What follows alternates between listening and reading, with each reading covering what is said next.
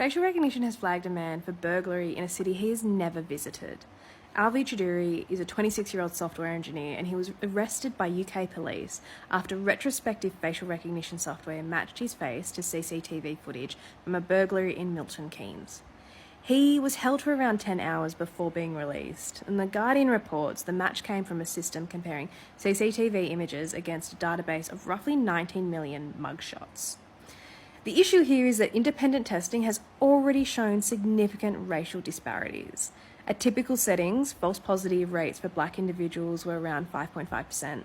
For Asians, it's about 4%, and for white individuals, it is 0.04%. So that is a huge structural gap. Police stated that the arrest was based on human visual assessment after the algorithm flagged a match.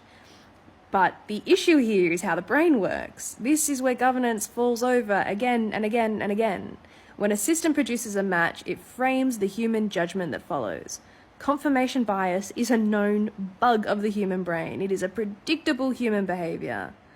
And there's another layer to this specific case that makes it even more uncomfortable.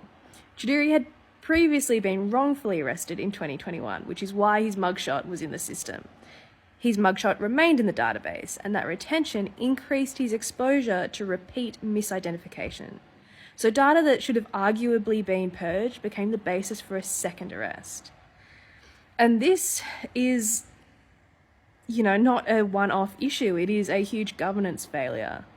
Robust independent bias testing should be mandatory before anything like this is deployed. NIST and other international bodies have repeatedly documented demographic disparities in facial recognition accuracy. Use cases for this type of technology needs to be tightly restricted. These systems can generate investigative leads, but they should never lead to arrest without corroborating evidence. And then if we look at the data retention policies, they should prevent compounding harm. Wrongful arrest data should not live indefinitely in high-risk systems. And then if we talk about transparency, public reporting of error rates and adverse events can't be optional in democratic societies. So when we talk about facial recognition, it's often framed as this neutral technology, but like anything in AI, it's not. It is reflective of the training data and deployment choices and institutional incentives. And this case shows exactly what happens when known limitations are acknowledged in theory, but not operationalized in practice.